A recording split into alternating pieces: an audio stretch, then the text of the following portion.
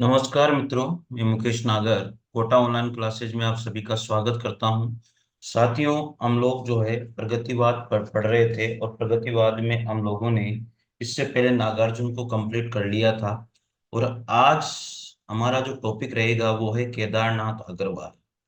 प्रगतिवाद हमारा चल रहा है साथियों। मित्रों, आप लोगों का प्यार बहुत अच्छा मुझे मिल रहा है और आप लोगों का सपोर्ट मुझे मिल रहा है साथियों। बस इतनी सी रिक्वेस्ट है, जब भी आप वीडियो देखें उस समय वीडियो को लाइक जरूर करें और शेयर जरूर करें साथियों। मुझे और कोई इससे ये नहीं है, बस केवल अगर आपको वीडियो मिलता है तो आप लाइक और शेयर जरूर कर दीजिएगा और थोड़ा सा वीडियो को जरूर देखिएगा ताकि मुझे भी फायदा हो, वीडियो आगे जाए और लोगों को मिले। साथियों, मैं इतना ही कहूंगा। और ये जो नोट्स हैं हिंदी साहित्य के इतिहास के और साइकोलॉजी के, जिनको भी मंगवाने हैं वो मुझे कॉल कर सकता है, व्हाट्सएप कर सकता है साथियों। वो डिस्क्रिप्शन में उसका लिंक दिया हुआ है, वहां से आप उसे मंगवा सकते हो। मित्रों, केदारनाथ अग्रवाल जो है, ये इनसे भी क्वेश्चन पूछा जाता है। इनका जन्म 1911 में हुआ था। केदारनाथ अग्रवाल का जन्म 1911 में हुआ था, मृत्यु 2000 में हुई थी। मृत्यु कोई नहीं पूछेगा, ये जन्म इनका जरूर पूछ लिया जाता है कि केदारनाथ अग्रवाल का जन्म कब हुआ था। 1911 में हुआ था। क्योंकि क्या होता है कि जो है नागार्जुन का जन्म भी 1911 में ही हुआ था। साथियों, जो नागार्जुन थे इनका जन्म भी 1911 में ही हुआ और केदारनाथ अग्रवाल का जन्म भी 1911 में ही हुआ था मित्रों। नागार्जुन तो 1998 में मरे थे, इनकी जो मृत्यु है 1998 में हुई। लेकिन जो केदारनाथ अग्रवाल है वो इनकी मृत्यु 2000 में हुई थी। इनका जन्म यानी कि केदारनाथ अग्रवाल का जो जन्म है वो कमासिन, कहाँ पर हुआ है? कमासिन गांव था, एक कमासिन गांव है और जिला था बांदा। ये उत्तर प्रदेश में पड़ता है मेरे साथी। ठीक है, तो ये चीज आपको पता होनी चाहिए। और जो केदारनाथ अग्रवाल हैं इन्हें हम छायावादोत्तर कविता का पंथ कहते हैं। इनको हम क्या कहते हैं? छायावादोत्तर, छायावादोत्तर कविता का, कविता का पंथ, कविता का पंथ कहते हैं मित्रों। ये लाइन इसमें ऐड नहीं है तो आप जोड़ लेना। मित्रों, जो केदारनाथ अग्रवाल है उनका जन्म 1911 में हुआ और इनका जन्म जो है कमासिन जिला बांदा उत्तर प्रदेश में इनका जन्म हुआ था। ये केन का कवि, इसको क्या कहते हैं? केन का कवि, ये भी इनका थोड़ा सा एक नाम है। अब इनकी जो प्रमुख रचनाएं हैं वो है, इन रचनाओं के बारे में थोड़ा सा आपको ध्यान रखना है कि इनकी कौन कौन सी रचनाएं हैं और क्या उसका सन रहा है। तो सबसे पहले जो इनकी रचना आती है साथियों, वो आती है युग की गंगा। सबसे पहले जो रचना है वो युग की गंगा है। फिर नींद के बादल हैं, इनके पीछे इनके सन भी लिखे हुए हैं, कब कब ये रचनाएं प्रकाशित हुई हैं।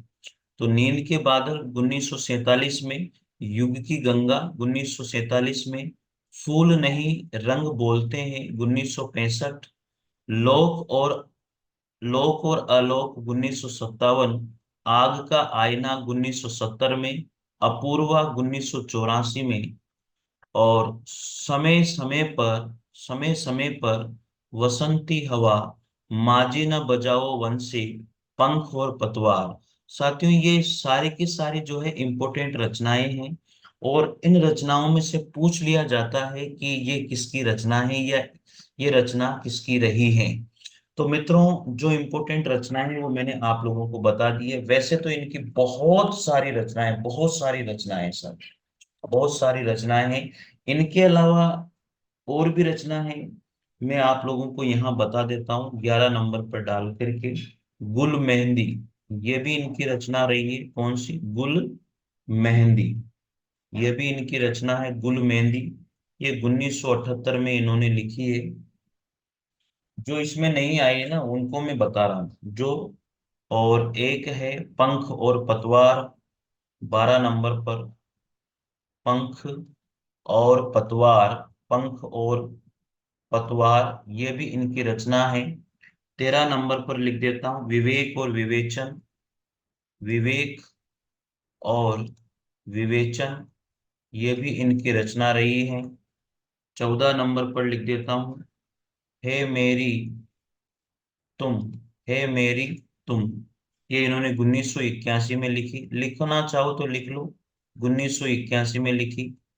15 नंबर पर मार प्यार की थापें, ये तो शायद आ गई होगी, नहीं नहीं आई है। मार प्यार की थापें, ये भी इनकी रचना रही है। 16 नंबर पर लिख लो कहे केदार खरी खरी, कहे केदार खरी खरी, खरी खरी। 16 नंबर पर लिख लो जमुन जल तुम, जमुन जल तुम, ठीक है। 17 नंबर पर लिख लो जो सिलाएं तोड़ते हैं, जो सिलाएं तोड़ते हैं, जो सिलाएं तोड़ते हैं। 18 नंबर पर लिख लो आत्मगंध, आत्मगंध, ठीक है। और साथियों 19 नंबर पर लिख लो खुली आंखें खुले डेने, खुली आंखें, खुली आंखें खुले डेने, खुली आंखें खुले डेने, ठीक है। तो ये इनकी कुछ रचनाएं रही हैं, कुछ तो क्या बहुत सारी रचनाएं हैं, ठीक है। तो ये थोड़ा सा आपको ध्यान रखना है, ये थोड़ी सी कम महत्वपूर्ण रचनाएं हैं जो इधर 11 नंबर से लिखी है मैंने। और ये पहले नंबर से लेकर के 10 नंबर तक जो रचनाएं लिखी हैं ये बहुत अच्छी रचनाएं हैं और इनमें से पूछी जाती है मित्रों। एक बार फिर दोहरा देता हूँ, नींद के बादल युग की गंगा, फूल नहीं रंग बोलते हैं लोक और आलोक, आग का आईना अपूर्वा, समय समय पर वसंती हवा, माजी न बजाओ वंशी पंख और पतवार। ये अपूर्वा पूछ ली जाती है, इसको थोड़ा सा आप ध्यान रख लीजिएगा, ठीक है मित्रों। ये पैसे से क्या थे, धंधा इनका वकील का काम करना था। इन्हें सोवियत भूमि पुरस्कार और साहित्य अकादमी पुरस्कार इनको प्राप्त हुआ था। अपूर्वा रचना के लिए 1986 में इनको प्राप्त हुआ। ये सोवियत भूमि पुरस्कार और साहित्य अकादमी पुरस्कार इनको प्राप्त हुआ, किसके लिए, अपूर्वा रचना के लिए। ये सच्चे जनवादी कवि कहलाते हैं मित्रों, ये सच्चे जनवादी कवि कहे जाते हैं मित्रों। इनके मैं आपको बता देता हूं, इनके उपन्यास भी रहे हैं, इनके उपन्यास रहे हैं। उपन्यास में कौन कौन से इनके उपन्यास से बता देता हूं आपको। एक तो है पतिया, इनका उपन्यास था पतिया। जो पतिया उपन्यास है वो इन्होंने 1985 ईस्वी में प्रकाशित किया। और दूसरा जो उपन्यास है बेल बाजी मार गए, ये अपूर्ण उपन्यास था इनका। कौन सा, बेल बाजी मार गए, बेल बाजी मार गए, बेल बाजी मार गए, ये अपूर्ण उपन्यास है साथियों, इनका अपूर्ण उपन्यास रहा है। तो ये दो उपन्यास थे इनके, केदारनाथ अग्रवाल के, तो ये भी आपको याद रखना है। इसके बाद में इनके, ये दूसरी बात होगी। तीसरी बात हो जाती है साथियों इनके निबंध। ये जो चीजें इसमें छूटी हुई है वो मैं कंप्लीट कर रहा हूँ। इनके जो निबंध हैं, पहला निबंध था समय समय पर। कौन सा निबंध है, समय समय पर, ठीक है। ये 1970 ईस्वी में प्रकाशित हुआ। इनका दूसरा निबंध आता है, वो था विचार बोध। क्या नाम है, विचार बोध। ये प्रकाशित हुआ 1980 में, ठीक है। तीसरा निबंध है विवेक विवेचन, जो मैंने वहां पर उसमें लिखा था विवेक विवेचन, विवेक विवेचन। तो ये 1980 में प्रकाशित हुआ। ये इनके निबंध रहे हैं साथ में। चौथे नंबर पर बात करते हैं तो इनके यात्रा वृत्तांत। यात्रा वृत्तांत में कौन कौन से रहे हैं, तो सबसे पहले बस्ती खिले गुलाब की, क्या नाम है, बस्ती खिले गुलाब की, बस्ती खिले गुलाब की, ठीक है। इसके बाद में है दूसरे नंबर पर इनका यात्रा वृतांत जो है, शायद इनका एक ही रहा है यात्रा वृतांत, बस्ती खिले गुलाब की, ये इनका यात्रा वृतांत रहा है। और मित्रों, इनको जो है बचपन में मैं आपको बता देता हूँ, प्रारंभ में इनको बालेंदु उपनाम से ये लिखते थे। ये जो भी रचना लिखते थे प्रारंभ में, प्रारंभ में रचनाएं ये बालेंदु उपनाम से लिखा करते थे। बालेंदु उपनाम से, उपनाम से रचनाएं, रचनाएं लिखा करते थे, रचनाएं लिखा करते थे। ये बात आपको याद रखनी है कि प्रारंभ में बालेंदु उपनाम से रचनाएं लिखा करते थे। और इनको सच्चा जनवादी कवि कहा जाता है। ये पैसे से वकील थे। तो ये कुछ चीजें इसमें नहीं थी तो मैंने आप लोगों को बता दी है मित्रों। ये तो केदारनाथ अग्रवाल बहुत बढ़िया कवि राइटर रहे हैं। अब इसके बाद में हम लोग पढ़ेंगे मित्रों डॉक्टर रामविलास शर्मा। तो डॉक्टर रामविलास शर्मा प्रगतिवाद जो है, प्रगतिवादी जो काव्य धारा है या प्रगतिवाद है, उसमें डॉक्टर रामविलास शर्मा का भी बहुत बड़ा महत्व है। आप लोग देखिएगा, इनका जो जन्म है वो 1912 में हुआ, इनकी मृत्यु भी 2000 में हुई। तो नागार्जुन और केदारनाथ का जन्म 1911 में हुआ और डॉक्टर रामविलास शर्मा का जन्म 1912 में हुआ। इनका जो गांव है वो ऊंच था और जिला था उन्नाव, और ये उत्तर प्रदेश के ही थे। इनकी जो प्रमुख रचनाएं रही है डॉक्टर रामविलास शर्मा की, वो है रूप तरंग 1956 में, ऋतु सहार इनकी दूसरी रचना थी।